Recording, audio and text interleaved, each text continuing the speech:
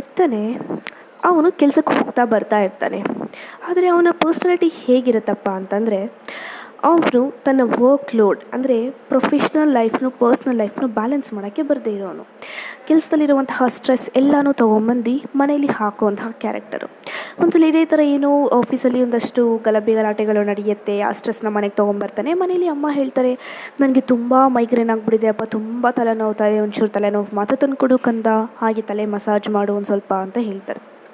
ನನ್ನ ತಲೆನೇ ಇಲ್ಲಿ ಸಿಡಿದು ಹೋಗ್ತಾ ಇದೆ, ನಿನ್ನ ತಲೆ ಮಸಾಜ್ ಮಾಡೋದೇನು, ನಾನೇ ಒಂದು 100 ತಲೆನೋವು ಮಾತ್ರ ನುಂಗ್ಬೇಕು ಇವಾಗ, ಅಷ್ಟು ತಲೆನೋವು ನನಗಾಗಿದೆ ಅಂತ ಹೇಳಿ ಸಿಟ್ಟಲ್ಲಿ ಅದು ಇದು ಎಲ್ಲ ಮಾತಾಡಿ ಹೋಗಿ ಕುತ್ಕೊಂಡ್ಬಿಡ್ತಾನೆ. ಇದನ್ನೆಲ್ಲ ಗಮನಿಸ್ತಿದ್ದಂತಹ ಅವ್ರ ಅಪ್ಪ ಏನು ಮಾಡ್ತಾರೆ, ಬಂದು ಅವನ ಪಕ್ಕ ಕುತ್ಕೊಂಡು, ನಿನ್ನ ಈ ಒಂದು ಪ್ರಾಬ್ಲಮ್ಗೆ ನಾನು ಸೊಲ್ಯೂಷನ್ನ ಕೊಡ್ತೀನಿ ಕಣಪ್ಪ, ಆದರೆ ನೀನು ನಾನು ಹೇಳಿದ್ದು ಮಾಡಬೇಕು ಅಂತ ಹೇಳ್ತಾರೆ. ಅದೇನು ಹೇಳಿ ಅಂತ ಅವನು ಹೇಳಿದಾಗ, ಹೋಗಿ ಮುಖ ತೊಳ್ಕೊಂಬ ಅಂತ ಹೇಳ್ತಾರೆ. ಏನು ಮುಖ ತೊಳ್ಕೊಂಬಿಟ್ರೆ ನಾನು ನೋಡೋಕೆ ಬೆಳಗಾಗ್ತೀನಿ ಹೊರತು ನನಗಿರೋ ಪ್ರಾಬ್ಲಮ್ ಹೋಗ್ಬಿಡುತ್ತೆ, ಏನಪ್ಪ ಮಾತಾಡ್ತೀನಿ, ನೀನು ಸೆನ್ಸೇ ಇರಲ್ಲ, ಹಂಗೆ ಹಿಂಗೆ ಅಂತ ಹೇಳ್ತಾನೆ. ನಾ ಹೇಳ್ದಷ್ಟು ಮಾಡು, ಹೋಗು ಫೇಸ್ ವಾಶ್ ಮಾಡ್ಕೊಂಬ ಅಂತ ಅವರಪ್ಪ ಕಳಿಸಿದಾಗ ಅವನು ಹೋಗಿ ಮುಖಕ್ಕೆ ಸೋಪನ್ನು ಹಾಕ್ತಾನೆ. ಆದರೆ ಜಗ್ಗನ್ನು ಹುಡುಕಿದಾಗ ನೀರು ಜಗ್ಗಲ್ಲಿ ಸಿಗೋದೇ ಇಲ್ಲ.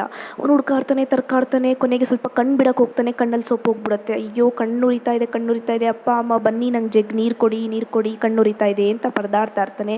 ಜಗ್ನ ಹುಡ್ಕೋಕ್ಕೆ ಟ್ರೈ ಮಾಡ್ತಾ ಇರ್ತಾನೆ.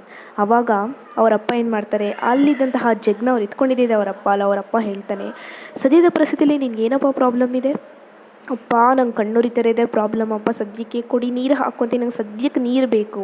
ಆವಾಗ ಅವರಪ್ಪ ಹೇಳ್ತಾರೆ, ಇದೇನಪ್ಪ ಜೀವನ ಅಂದರೆ, ಬೆಳಗ್ಗೆ ಏನೋ ಆಗಿತ್ತು, ನಾಳೆ ಏನೋ ಆಗುತ್ತೆ ಅಂತ ಇವಾಗ ನೀನು ಕಣ್ಣಿಗೆ ನೀರು ಹಾಕ್ಕೊಳ್ದೆ ಇರೋಕ್ಕಾಗುತ್ತಾ? ಸದ್ಯದ ಪರಿಸ್ಥಿತಿಯಲ್ಲಿ ನಿನಗೆ ನೀರಿನ ಅವಶ್ಯಕತೆ ಇದೆ, ನೀನು ಕಣ್ಣಿಗೆ ನೀರು ಹಾಕಲೇಬೇಕು, ಇದೇ ಜೀವನ ಅಂತ ಹೇಳ್ತಾರೆ. ಅಂದರೆ ನಾವುಗಳು ಕೂಡ ಎಷ್ಟೋ ಸಲ ಇದೇ ತಪ್ಪನ್ನು ಮಾಡ್ತೀವಲ್ವ.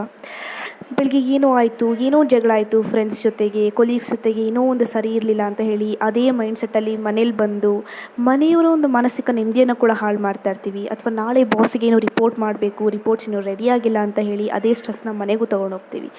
ಈ ವರ್ಕ್ ಲೈಫ್ ಬ್ಯಾಲೆನ್ಸ್ ಯಾವಾಗ ಪ್ರಾಪರಾಗಿ ಆಗಲ್ಲ, ಆವಾಗ ನಮ್ಮ ಮಾನಸಿಕ ಸ್ಥಿತಿ ಅಂದರೆ ಮೆಂಟಲ್ ಹೆಲ್ತು ಹದಗೆಡೋದ್ರಲ್ಲಿ ಎರಡನೇ ಮಾತೇ ಇಲ್ಲ.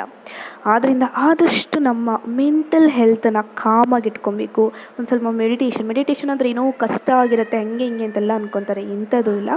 ಜಸ್ಟ್ ನೀವು ನಾರ್ಮಲ್ ನೀವು ಉಸಿರನ್ನು ಬಿಡುವಾಗ ಆ ಒಂದು ಉಸಿರ ಮೇಲೆ ಫೋಕಸ್ ಮಾಡಿದ್ರೂ ಕೂಡ ಅದು ಒಂದು ಸಾರ್ಟ್ ಆಫ್ ಮೆಡಿಟೇಷನ್ನೇ ಆಗುತ್ತೆ. Focus on your breath in and breath outs, that will be good ಅಂತಲೇ ಹೇಳೋಕ್ಕೆ ಇಷ್ಟಪಡ್ತೀನಿ. ಪಾಸ್ಟ್ ಏನಾಗಿತ್ತು ಅದು ಫ್ಯೂಚರ್ ಏನಾಗುತ್ತೆ ಅನ್ನೋದ್ರ ಬಗ್ಗೆನೇ ಥಿಂಕ್ ಮಾಡ್ಕೊಂಡು ಕೂತ್ಕೊಳ್ಳೋದ್ರ ಬದಲು ಪ್ರೆಸೆಂಟ್ ಮೂಮೆಂಟನ್ನು, ಆ ಒಂದು ತಾಯಿಯ ಮಮಕಾರ, ಆ ಒಂದು ತಂದೆಯ ಪ್ರೀತಿಯನ್ನು ಒಂದು ಆಲಿಸ್ತಾ ಆ ಒಂದು ಪ್ರೆಸೆಂಟ್ ಮೂಮೆಂಟಲ್ಲಿದ್ದರೆ ಎಷ್ಟೋ ಚೆನ್ನಾಗಿರುತ್ತೆ. ನೀವು ಕೂಡ ಇದೇ ತಪ್ಪನ್ನ ಮಾಡ್ತಿದ್ರೆ ಒಮ್ಮೆ ಯೋಚನೆ ಮಾಡಿ ಅದನ್ನು ತಿದ್ಕೊಳ್ಳಿ. Thank you.